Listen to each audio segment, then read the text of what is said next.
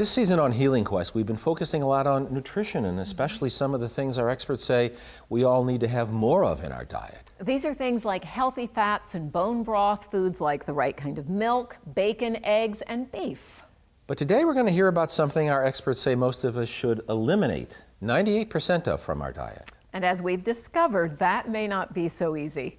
It's in more than 60% of processed and packaged foods. It's in about 100% of fast foods. Kayla Daniel is talking about soy, an ingredient in our food in unprecedented quantities, in what its critics say are risky processed products like soy milk and shakes, baby formula, veggie burgers, soy nuts, and energy bars. There are thousands of studies going back 70 years or more, and that these studies actually show that soy can contribute to malnutrition, digestive distress, immune system breakdown.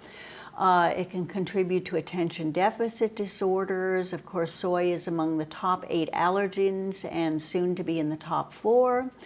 Soy has been linked to reproductive problems, PMS, infertility, even loss of libido. And believe it or not, soy can also contribute to cause and accelerate the growth of cancer and even heart disease. Kayla Daniel's book about what she calls the dark side of America's favorite health food has attracted national attention. She's also vice president of the Weston A. Price Foundation, which calls soy a major problem in the American diet. Soy is a toxic plant. The FDA, and one part of the FDA is pushing soy like crazy, saying it's okay, allows a health claim.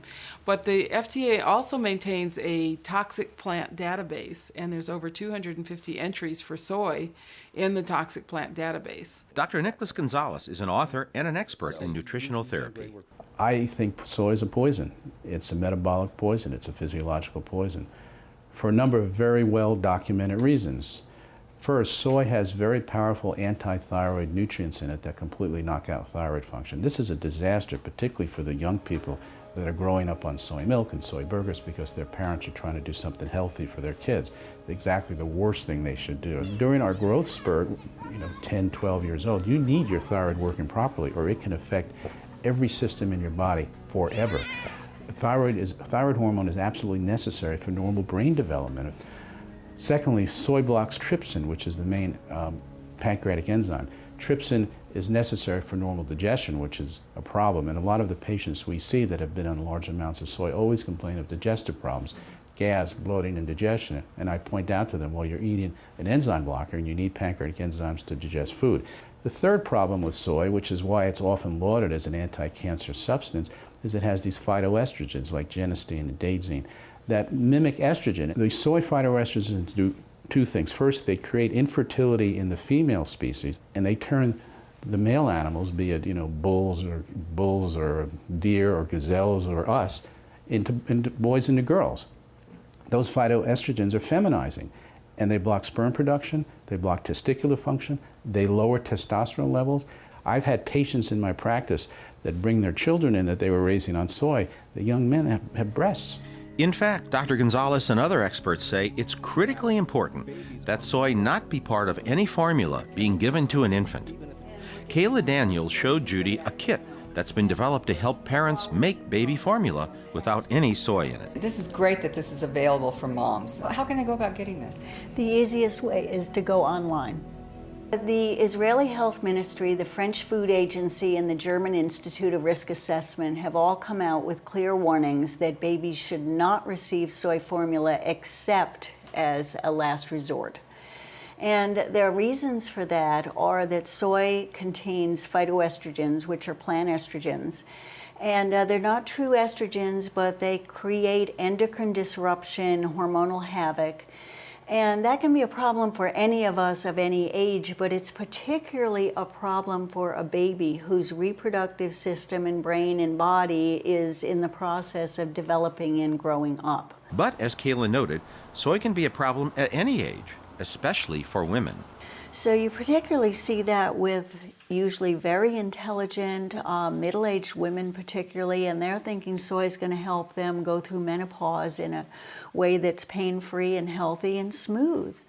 And so they dramatically increase the amount of soy they're eating. And we have 70 years worth of studies that indicate that even what might be considered moderate soy consumption is going to lead to thyroid problems. And middle-aged women are already prone to thyroid problems. We have an epidemic of hypothyroidism and autoimmune thyroid problems in this country already. And soy consumption will make that worse. And some of the symptoms are going to be weight gain, fatigue, lethargy, malaise. And so they're thinking, I'm getting older, I'm tired. They don't necessarily associate that with their soy consumption. With men, it can interfere with testosterone production. That can affect not only a man's general state of health and vigor, but his libido. The thing with soy that is so tricky is that sometimes in a woman, the soy will have an anti-estrogenic effect, and sometimes it has a pro-estrogenic effect. And this is why we hear about some women, they took soy for menopause and they felt some benefits, and some women got worse. This is why what we really need to be doing is first of all, we need the kind of medical tests that will show which women might benefit and which ones are going to be harmed. But beyond that, we also we need to treat soy like the drug that it is. This is certainly a big issue for all of us. But what about the fact that in Asia, soy has been a big part of the diet for centuries? Well, that's a good question. So I asked two of our experts about that very issue. People say, well, what about Asia? You know, people eat lots of soy in Asia, and the fact is they don't eat lots of soy in Asia. In traditional Asian diets, soy is no more than 1% to 2% of calories. In Asia, there are a whole lot of stories about how soy is a preferred food in the monastery, because it seems that the monks noticed that when the tofu consumption went up, the naughty behavior went down. Well, what about soy in fermented products and in small quantities, like in seasoning? Good question. Our experts say no problem, especially when we're talking about soy that's been fermented in foods like miso, natto, and tempeh. And if you'd like to learn more about this topic, our experts, or that baby formula kit we showed you, go to the Healing Quest website.